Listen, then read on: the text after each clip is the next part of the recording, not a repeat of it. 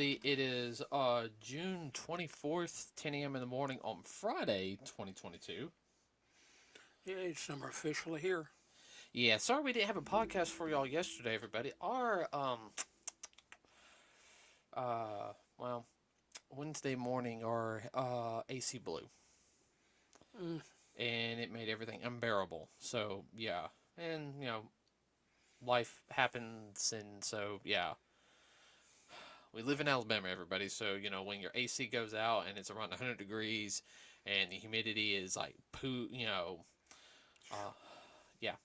So, it was that type of fun. We got fans going on around the house. We actually got a fan here in the office, but had to turn it off for in here. And while try not to overkill the downstairs AC, the main AC is the one that died. Our backup one is working, but we can't, you know, Depend on it for whole house. No, let's start off with Numbers? numbers. Okay, so this is from as of right now. Holy moly! As of right now, these are the numbers at the time of this recording. Top Gun Maverick is at 913 million. I told you. I knew Top Gun was gonna Oh yeah. was gonna I'll blow it out the roof. And a little bit of flag waving there for the anti-flag wavers. Ha ha ha ha. Neater, neater, neater.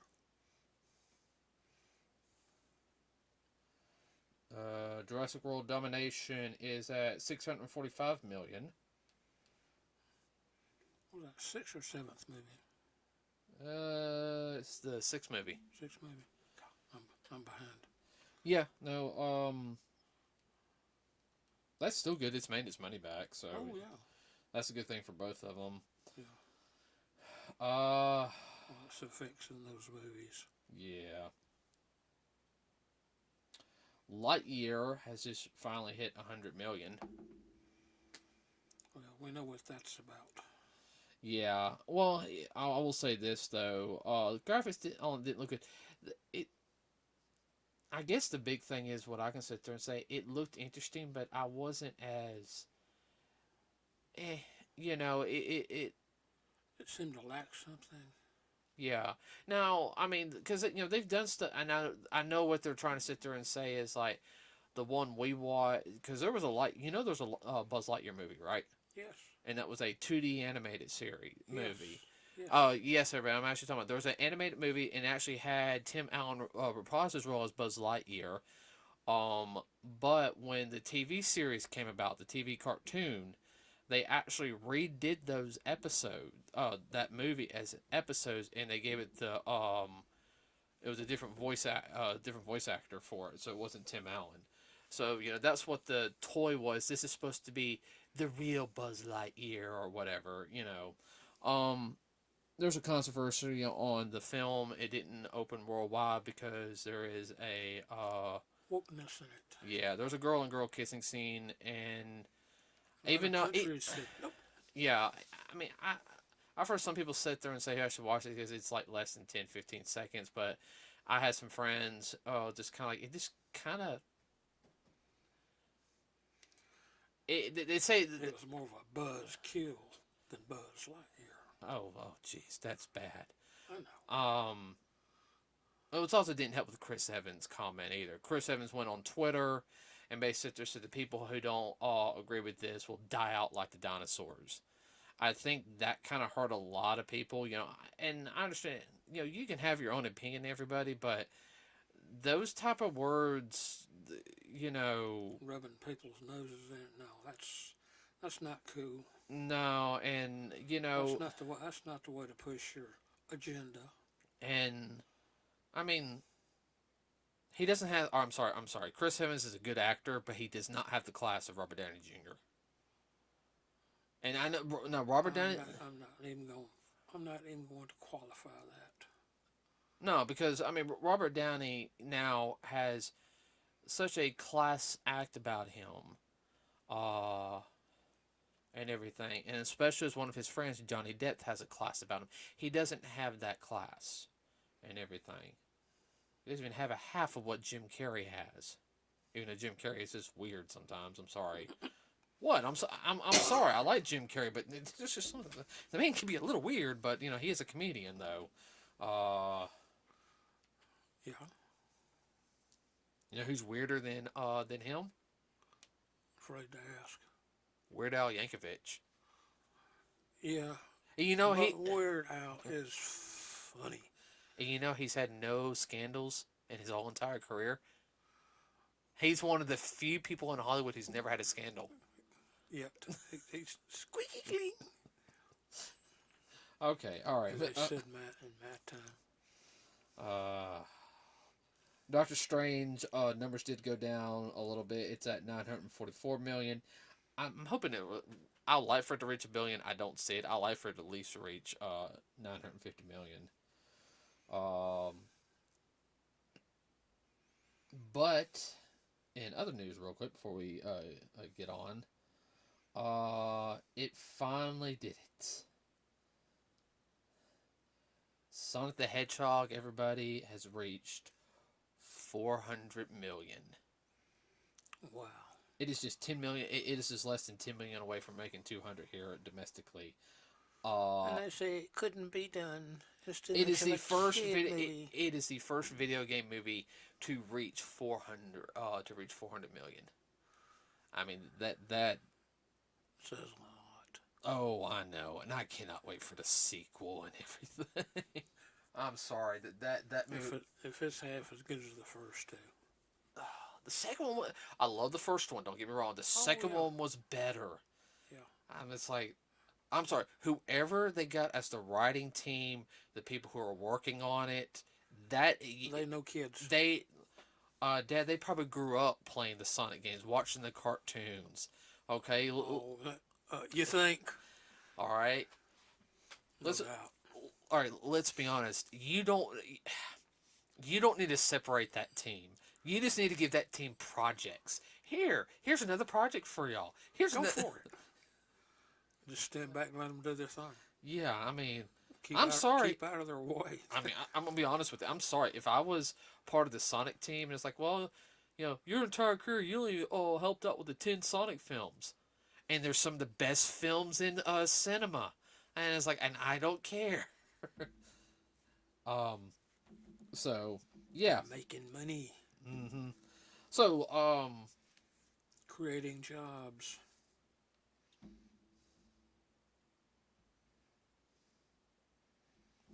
Let's see.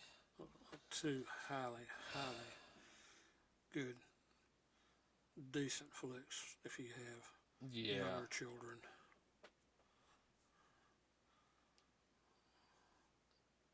Excuse me? I just put that post on there. What the mess?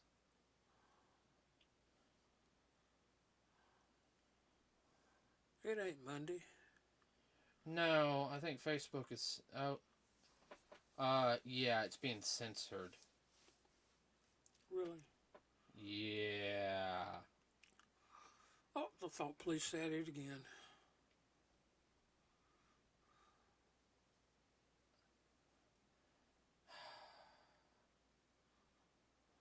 Okay, everybody, I will try my best to... 1984. Alright. Okay, everybody, talking about the first thing real quick, I've had the article on our Facebook page, and it keeps getting taken down by Facebook, it seems, which really wouldn't surprise me. What does that tell you? Oh, I know. This article is from direct.com. It is titled "The Flash Fans React to Ezra Miller Controversy Replacement Hopes." Let's see if I can get it back on again. There it goes. Let's get okay. All right. So you guys don't know, Ezra Miller is in a lot of heat. We've talked about this recently. Yes. He's being accused of grooming. Which you guys don't know what grooming is basically taking a minor child and molding them into your thought process and where they kind of become infatuated with you to eventually have a relationship with them when they become of age. Um, it is a very looked down upon practice. Uh, It's past sketchy. yeah, Actually, in some places, it's illegal. yeah, no, unfortunately, it's not technically not illegal in the United States. Technically, Technically. it's that gray line in the law. Unless you happen to be the daddy. Oh no no, no. Then you get your law out and blow their heads off. Which head? Sorry. I'll leave it at that. A lot of fans are calling for Ezra Miller to be terminated, as you guys know. This article talks about how some fans are reacting to it. Personally, I'm going to be honest with. Some people want Grant Gustin to play him. You know, he's played Flash and the CW's The Flash 200 episodes. I've seen a couple episodes clips here of the Flash. The series is all right, like I said before. The actor's good though. I'll I think he would make a better Flash than Ezra Miller, because I'm gonna be honest with you. I really wasn't impressed with him in the Justice League film. Were you? He was all right. Um, he did better in the second Fantastic Beasts film, the third film edition. Yeah. Mm-hmm. So supposedly DC is Warner Bros. Is about done with them, and I think that has to do why they haven't fully officially announced it yet. I think they're trying to. They don't want to announce anything until they can see him serve his papers, which I can understand that. You know. Let's do that legal beagle stuff. Yeah, I know how that is. Money. Yeah, I know how that is. Not getting into that tonight. Yeah, let's see how they can get out of it with the least least amount of change out of pocket. Well, I mean, really, Which, it's just business. I understand that. well, I really can't blame them though. Uh-uh. Okay, all right. So, like I said, that is the direct.com, and it's literally titled "Everybody the Flash fans react to Ezra Miller controversy with the replacement hopes." In parentheses, Grant Gustin and more. Now, I'll try to have this in the remarks below. Let's see if Facebook will keep it up so I can put it up later. So there's that. Now let's get into a little bit more of the creepy side real quick. This comes from timesofisrael.com. And this is talking about what happened in Google. This article came out on the 16th, everybody. And is it alive? Google suspends engineer who claims that their AI system is sentient. Now, to give you guys a little thing is, everyone's been talking about artificial intelligence for a couple of years. I think we've mentioned it once before. This is a artificial intelligence program to help like with conversations. Like basically, you say something, "Hey, I'm looking for this." It kind of looks around. Alexa's kind of a little bit like that. I think there's Siri, there's Cortana, and this one, the guy basically was saying when he was talking to him.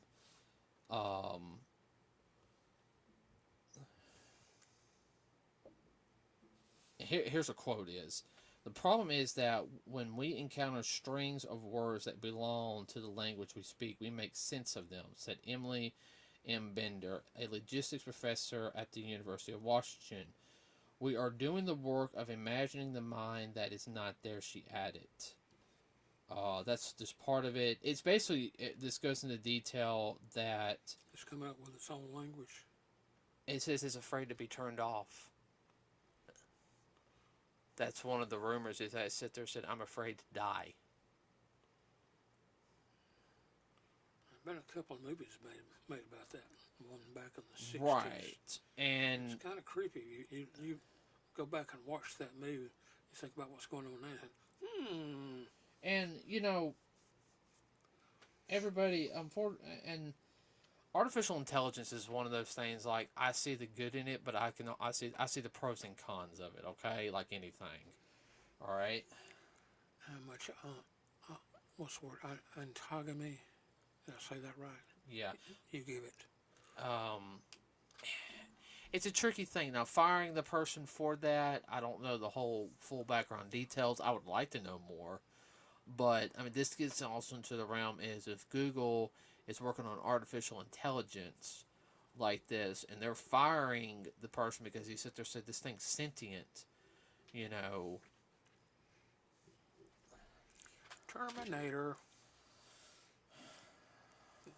Hey, got to get a conspiracy theory. Well, here's my whole thing is if it's classified as a sentient being, okay, and I'm going to be perfectly honest with you, okay, and it gets out, wouldn't that go? Technically, because if it's sentient, would it classify have rights? Because it is alive. It is technically, it was created, but it is alive. It can think. It is intelligent. Geneva Convention type stuff will be all over this. Right.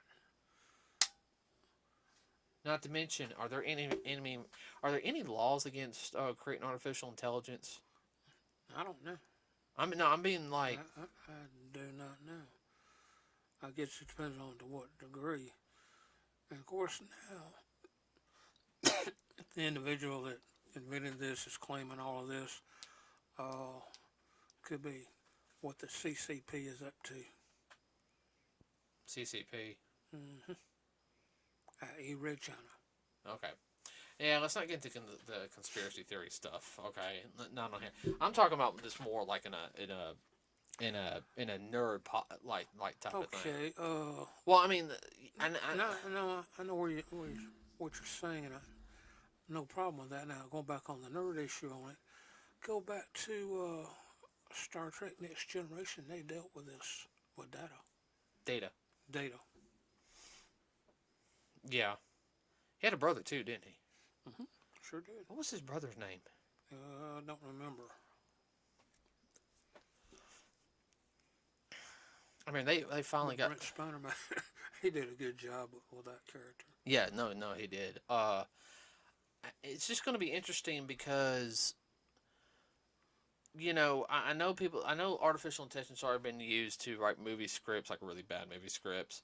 They're now trying to do it with paintings and everything, and I see the benefits of artificial intelligence, but everyone, this does apply to entertainment because, this can affect the industry as a whole. I think it's a good movie. I've seen it, but the message is,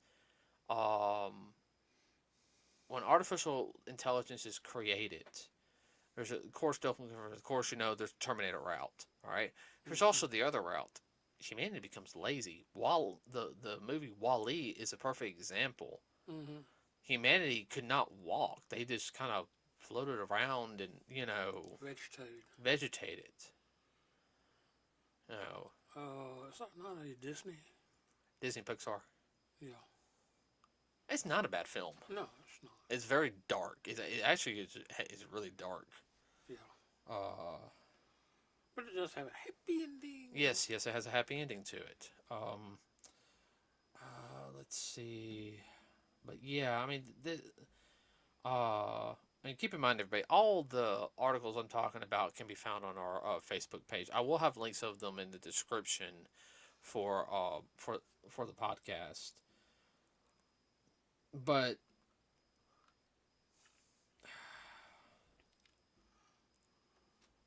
I don't know. That's also going to cause, in my opinion, so many like questions. Yeah. I was trying to think of that other movie that came out in was it the 90s, the one where the guy invented a robot. movie now, and it was a comedy, semi-comedy. Oh, mercy me. See your moment.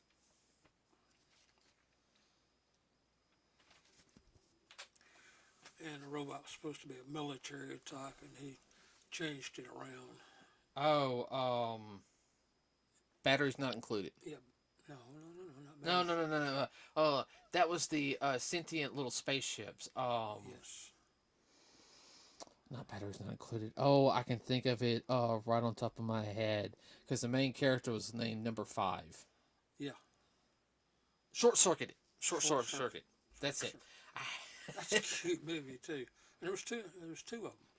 Yeah. Two The second one was all right. The first one was good. Well, there again, went back to artificial intelligence. If you think about it. Yeah. Yeah, because I remember he didn't call himself Number 5. He called himself Johnny 5. That was it. Yeah. Johnny Five. Johnny 5. Johnny Yeah. Five. Johnny Five. It's a good 80s flick, everybody. Yeah, it is. It's a cute movie. Family friendly. Oh, definitely family friendly. Let's see. What was another? That. So yeah, I'm gonna keep up with that, everybody. There again, if you hear anything, let us know. Let us know. Yeah, I'm trying This to. is definitely a super nerd thing. Okay, final thing on a different aspect tonight. Now this came across my personal Facebook feed. I took the picture, everybody. It actually comes from Bug Space, which is a Facebook group. Now, but they posted a picture, and and you'll see the Bug Space logo in the top right hand of the corner, everybody. So, if you get a chance to see that, I couldn't get the link and everything to put on our page, but like I said, I got the picture. There was a Maren Stokes, and this is in the description, everybody. Maren Stokes, a Philadelphia woman who began taping television in 1979, and did not stop until her passing in 2012. She had over 71,000 VHS and Betamax tapes. She made complete collections preserving an era of television, and they're being digitized into the Internet Archive. Now, first off, you guys don't know what Betamax, you guys pretty much know what VHS is. Even some of you, like, little young whippersnappers might see that archaic thing, and they put the little tape in, the little thing in it.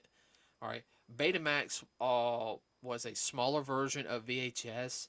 It technically was better. It was actually the superior model, but it was more expensive to make.